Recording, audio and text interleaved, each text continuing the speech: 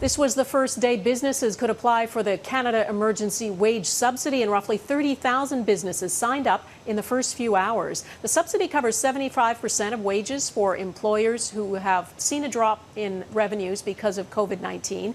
Eligible companies can receive up to $847 per employee per week for up to 12 weeks.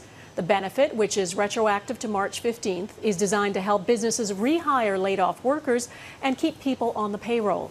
The Prime Minister is warning workers they cannot dip into two federal financial programs at once.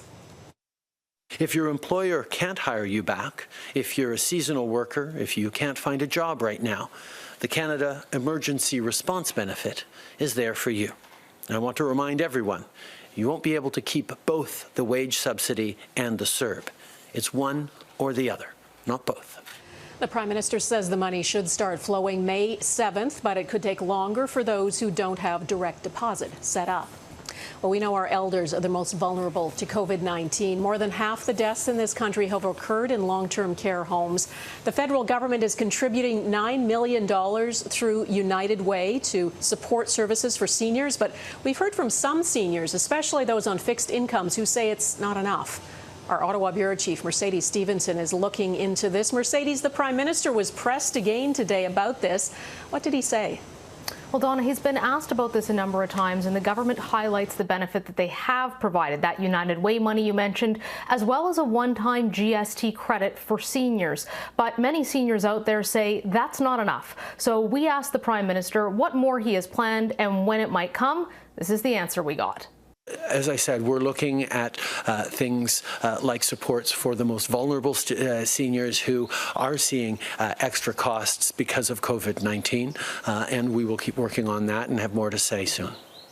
Now, Donna, the concern is that a number of seniors have seen their costs increase. Things like getting groceries delivered to them or having to take taxis because they're vulnerable to this bug, and being on public transport could be dangerous. Another big source of increased expenses, medications. We spoke with Bill Van Gorder. He's one senior who has seen that happen. In most cases, seniors are having to pay for extra prescriptions because there's been a limit of 30 days put on drug prescriptions, so that dispensing fees have to be paid 3 times over a 3-month period instead of just once.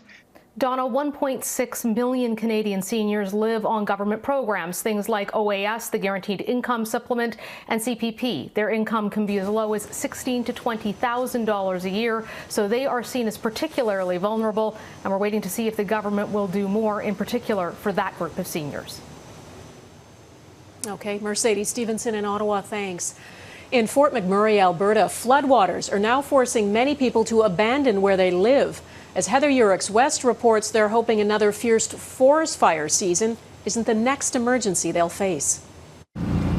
The streets of Fort McMurray, Alberta, under water. The water from ice-jammed rivers rose too quickly for Joseph Vergara to get out of town in his van. They took me on the boat, and that's when I took the video, and it was just mind-blowing. Next week, Fort McMurray marks just 4 years since wildfire tore through this community. Now it's dealing with assaults, it seems, from all sides. Now we have to try to find a new normal with this coronavirus.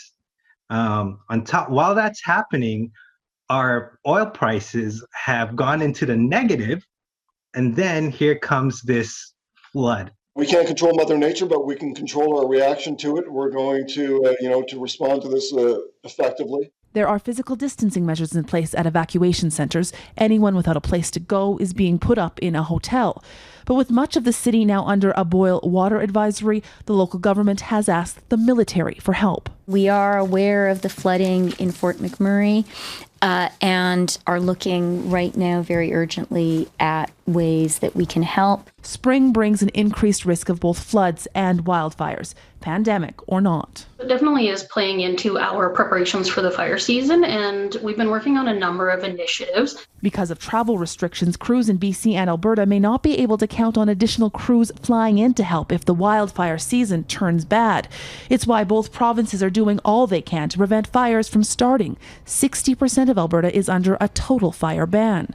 And Verga is now isolating in another part of town with friends, riding out the latest crisis with hope that, like the fires of 2016, this too will pass. Heather, Yourex-West, Global News, Calgary.